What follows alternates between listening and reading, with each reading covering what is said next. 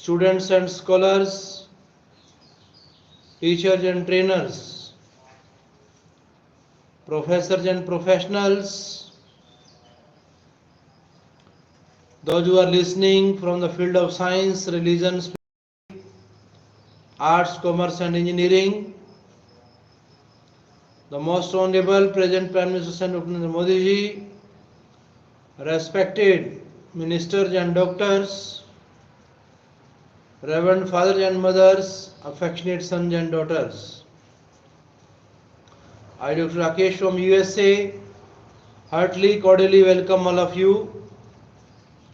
It is really nice time, nice place, nice action listening with 100% present sense of mind. We are listening the truth of science and spirituality. Dear friends, in this time, all scholars and learners are enjoying summer days. How to spend our summer days nicely? How we should spend our daily routine? When do we get up early in the morning? What we are to eat? What we are to drink? These are the common questions which raise in the minds of the people of the different aged youngsters, children, old age. We feel high temperature in the nature. How our body can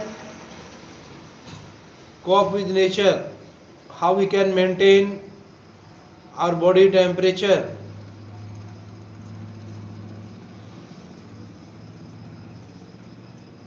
By taking water as much as we can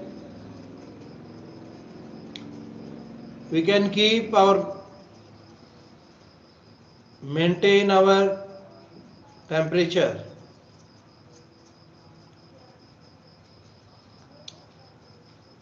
Our body, which is made by 5 elements: air, fire, soil, sky and water.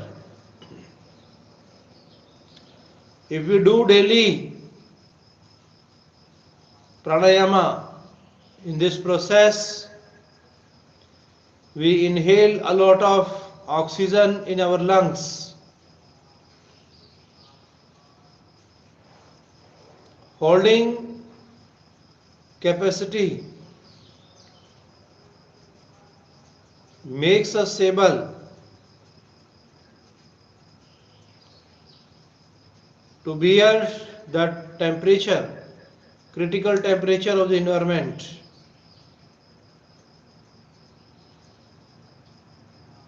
So dear friends, we are to change our daily routine and we are to make friendly our environment. We are to be familiar with the environment as much as we can. It is the only way that can help our learners and scholars to spend the life happily. Today we will discuss English essays. Had the Queen of Sheba lived in that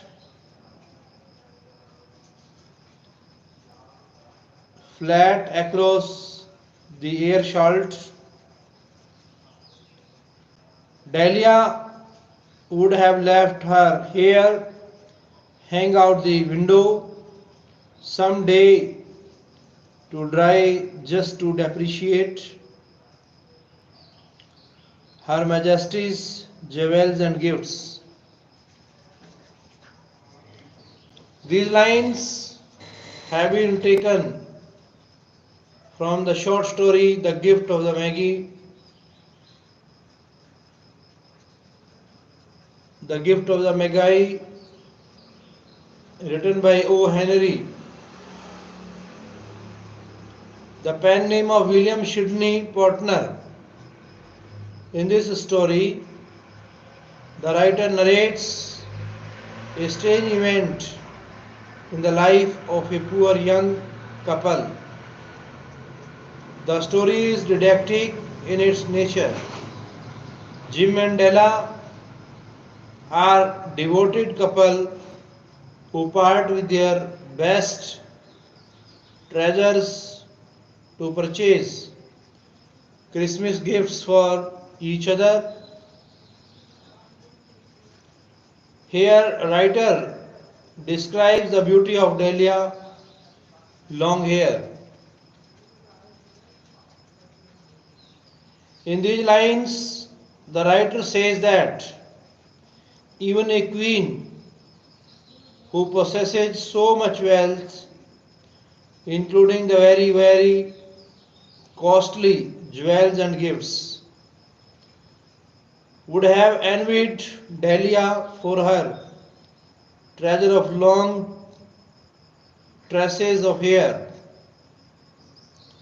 He says, if the famous Queen Sheba, who had so many very costly jewels and gifts, lived in a feast of her neighborhood,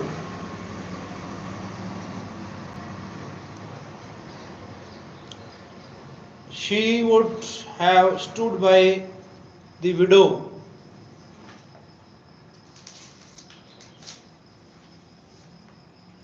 looking towards the flat of Queen Sheba, letting her hair hang out someday to try make the queen feel that her treasure of jewels and gifts is nothing as compared to the treasure of her long tresses of hair. Thus, the writer mentions Dahlia's hair much more precious than golden jewelry. King Solomon, being the janitor with all his treasures piled up in the basement, Jim would have pulled out his watch every time he passed just to see him pluck at his beard from envy. These lines have been drawn from the story The Gift of the Magi, written by O. Henry. In this story, the writer narrates a couple who part with their best treasures to purchase Christmas gifts for each other. In these lines, the writer mentions the watch of the Jim, which was very dear to him. In these lines, the writer says that Jim is very proud of his gold watch which he has got from his ancestors. The watch is precious and magnificent that it will make even King Solomon envious of it. Jim wished if King Solomon were the owner,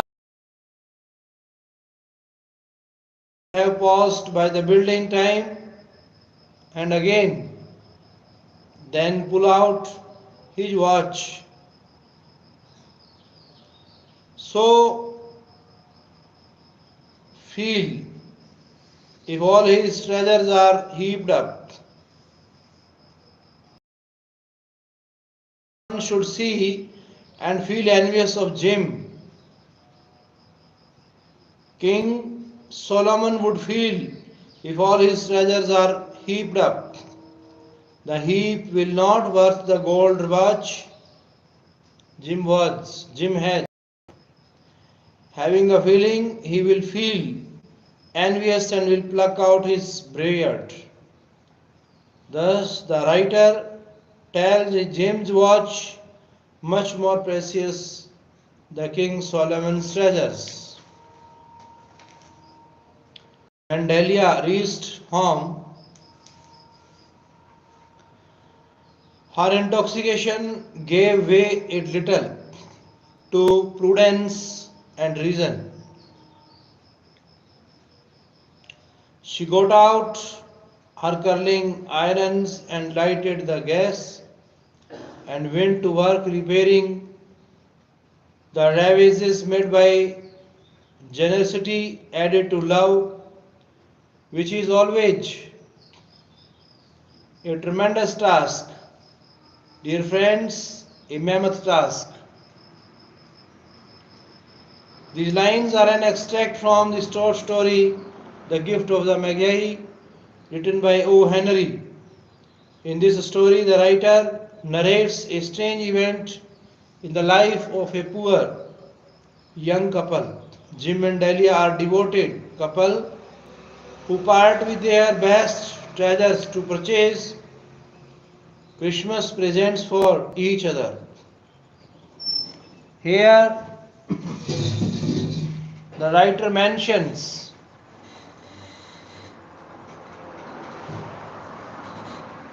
the situation when she has got cut her loving hair, lost the gift of Gemma. In these lines, the writer says that Delia was intoxicated with the thoughts of deep love for her husband, and in that intoxication, she sold her hair and bought a costly Christmas gift for him. With this gift, Delia reached home, and there her excitement and exhilaration disappeared. She thought with her intellect and wisdom. She realized that she had wasted something. She got out the curling irons. She started covering what is sorrowful. She lighted the gas. When generosity and love combine, they make and leave deep marks, and it is difficult to remove those deep marks. In fact, it is a great and tremendous task. At first, we are glad that Miss Emily would have an interest because the ladies all said, of course, a Grierson would not think seriously of a northerner, a day laborer. But there were still others, older people, who said that even grief could not cause a real lady to forget nobleness.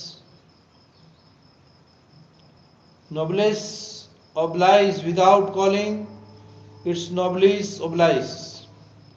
They just said, poor family, poor Emily, her kinsfolk should come to her. These lines are from William Faulkner's story entitled A Rose for Emily. The story is about Miss Emily's life after the death of her father. Her father, through himself very great and high, he considered no young man as a suitable husband for his daughter. He died without finding a suitable body for her. He felt almost nothing except the big old house for Emily. The side roads near her house were being repaired. Among the laborers there was one Homer Baron. He was from the north. He was a foreman. Emily was seen going out on Sunday afternoons driving in the yellow wheeled buggy with Home Baron. When the people saw them going in this way, they were first happy. They thought that this going out would make Miss Emily feel interested in things around her. They had never thought that a Grierson family girl would ever think of making love with an ordinary person like Homer Baron. He was a northerner and a day laborer. Older people said that Miss Emily Grierson would not fall so low. In spite of her father's death and grief, she would not do anything below the dignity of her great family. She would be conscious of the fact that she belonged to a high family and would remember she would never do anything wrong, even though she was so full of grief. They were full of pity for Miss Emily and said, "Poor Emily." They thought that Emily's relatives should come to live with her for some time. Her cousins lived in Alabama. This shows that the people of the own Norwich felt concerned about Miss Emily, and even without asking, they thought of Emily all the time. Lucas remarks the point of this narrative, third thoughts, resides not in bargaining with collectors but in bargaining with my own soul. Elaborate.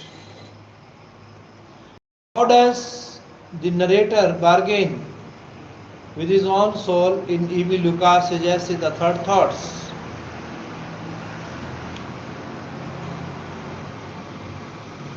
The account of a friend's experience in the matter of bargaining becomes the point of argument in the essay Third Thoughts. It is not the mere profit which the narrator enjoys, but it sends him pondering over the bargain. He gives three answers to a question that raised in his heart, whether he should share the profit with the dealer or not. On the initial thought, it appears to narrator that the dealer ought to participate in the profit because he behaved very well to him, so he ought to behave well to him, and decides to give him the half of the profit to be very fair to him. He writes a letter of this intent, but he didn't have the stamps. He postpones it till the next day. It is done as per the command of his soul. He goes to bed, but his conscience is waking. This leads him to undergo revision of his decision. He begins to recount the errors. he committed in his life. Then the letter to the dealer undergoes cross examination. In fact, his conscious state of mind begins to bargain with his soul. The narrator's practical consciousness argues with the soul. The mind proposes to send him 10 pounds, but the mind still rethinks why he should send him 10 pounds. It will only give the dealer wrong idea of this customer. His action will make the dealer expect such of his action will make the dealer expect such offer daily, and he will certainly get disappointed when he gets none. Then he further steps down to offer the dealer live pounds share. But the matter doesn't end here. Further, pondering over the issue checks him from the advance of sending 5 pounds. He argues within and says to his soul that he had for the first time in his life brought off a financial cop, and if he gives a part of it, it will be injustice to itself. Then he thinks of the city magnates and all prosperous lot, that they didn't become rich, and such a bent of mind like his mind. He tells his conscience to control his feelings, and he cancels the idea of sending 5 pounds and contents himself by sending the dealer just 1 pound, as he thinks that it will be nothing to him. The inward continues, and his soul sticks to an old and perhaps old belief that one should do the kind of thing good luck should be shared. But the practical mind is not going to yield yet. It argues buying and selling are a perfectly straightforward matter between dealer and customer. The dealer asks as much as he thinks he can extort, and the customer, having paid it, is under no obligation whatever to the dealer, and the soul had to give in. The note is torn and the envelope destroyed. In this way, the narrator bargains with his soul, and the wholesome profit is retained by him. Behind this story is a gentle satire on our money-making civilizations. The title of the essay is especially appropriate. It is coined by Lucas from the phrase second thought, which means opinion formed after repeated reconsiderations. The author makes clear the central theme of the narrative in the following words. By what incredible means I found a purchaser for the drawing at 50 pounds.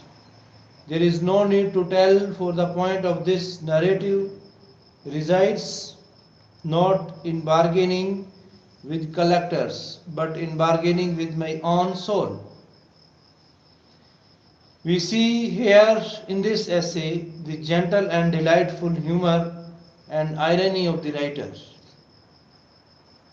His insight into human nature and his mastery of a simple and graceful prose style.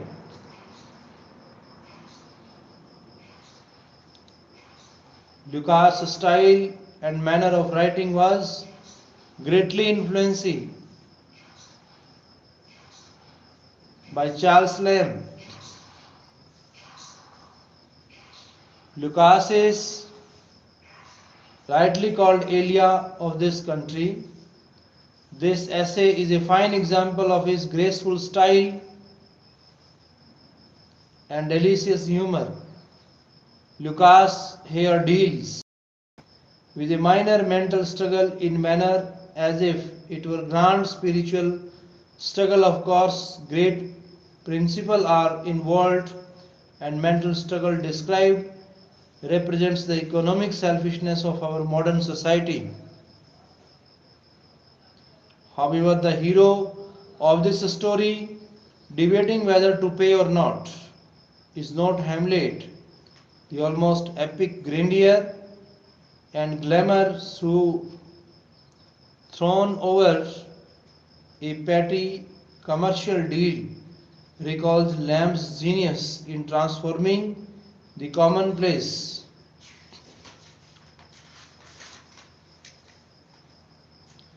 Discuss the view of G.K. Chesterton in his essay on the pleasure of no longer being very young. In your own words, what please does Chesterton present in favor of the grown-up age in his essay? Some of the striking characteristics of Chesterton as an essayist are his spirited defense of his own point of view, tending to didacticism.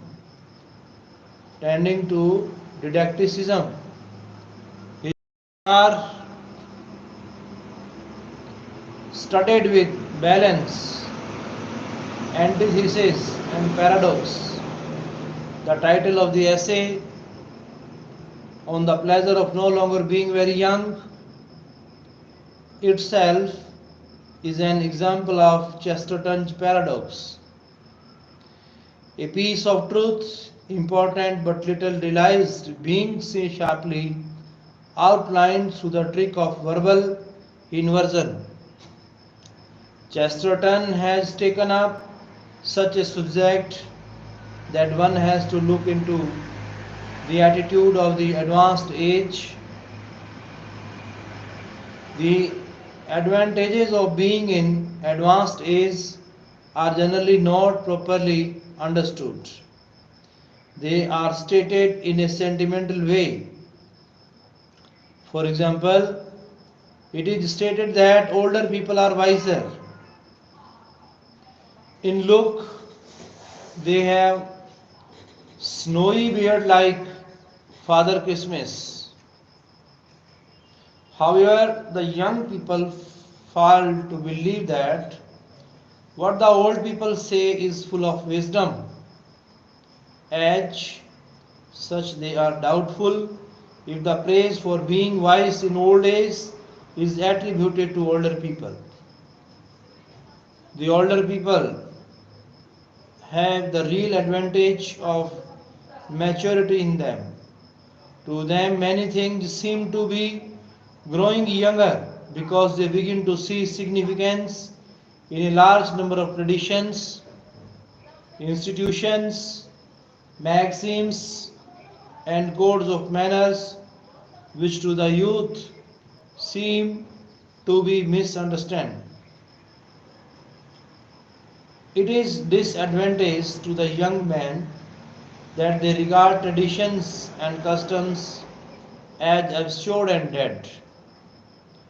But men in advanced age begin to discover the truth of the traditions. If there had been any faults about it, the tradition would not have survived. As such, the proverbs that have been handed down to us traditionally have great truth in them. It is only in old age that we begin to see truth in them. To the youth, the proverb, dog in the manger, or it's an ill wind that blows nobody good, seem meaningless. But the old realize the secret of them, for they have experienced them being applied to their thoughts and actions in practical life. It is unfortunate that we fail to see great truths that history teaches us. Chesterton says, we had been told that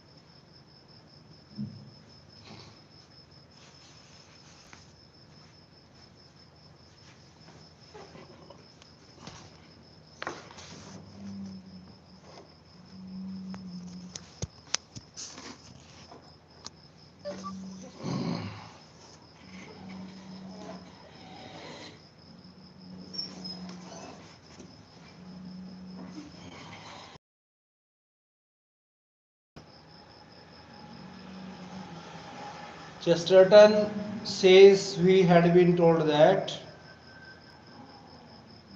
the Roman Empire declined, or that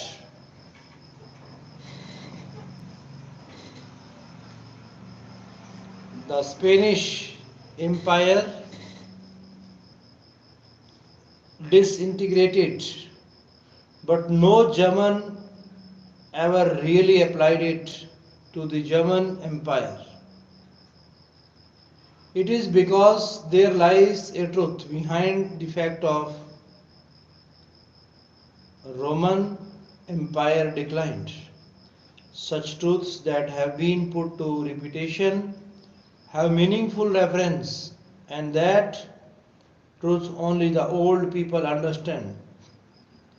In a paradoxical manner, Chesterton puts up, the thing was a dead maxim.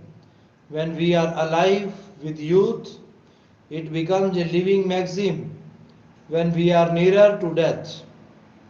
Even as we are dying, the whole world is coming to life.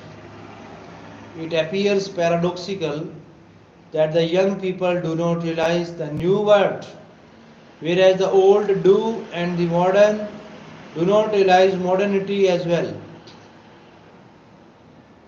Perhaps it is because the young or the modern have never known anything else before, but the old have seen the change and they can realize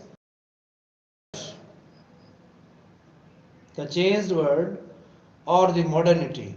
That is, the old people do feel sharply and clearly the epoch which is beginning because they were there before it began. Chesterton contends that it is one of the artistic advantages of the aged that they do see the new things relieved sharply against a background, their shape definite and distinct. To the young, these new things are often themselves the background and are hardly seen at all. Finally, the author presents an interesting observation. He remembers that when he was young, people scoffed at the idea of existence of ghosts and spirits. Educated people firmly believed that the dead do not return in the word of sense. But now we find scientists have begun to believe in such existences. Scientists like Sir Oliver Lodge became interested in parapsychology. spirits, and occult matters, such as in many matters the aged enjoy advantage of maturity and meaningful understanding of things of which the youth are endowed.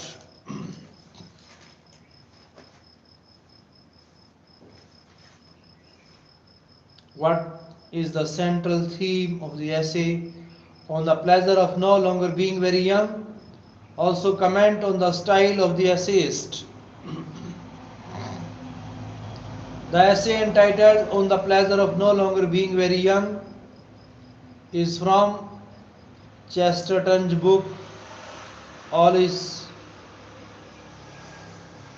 Grist.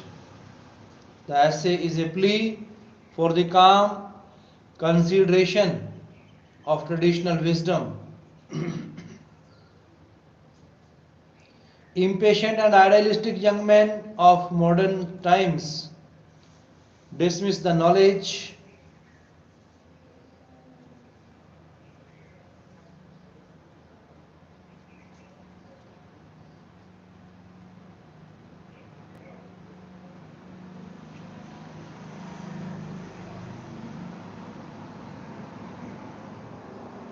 that has been handed down to us from generation to generation as superstition.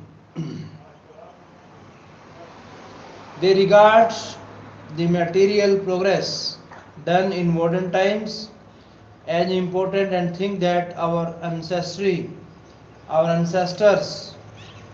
lived a miserable and unhappy life. Chesterton points out in this essay the advantage of advancing years lies in discovering that traditions are true and therefore alive. Indeed, a tradition is not even traditional except when it is alive. At another place, he says, it is one of the artistic advantages of the aged that they do see the new things relieved sharply against a background, their shape,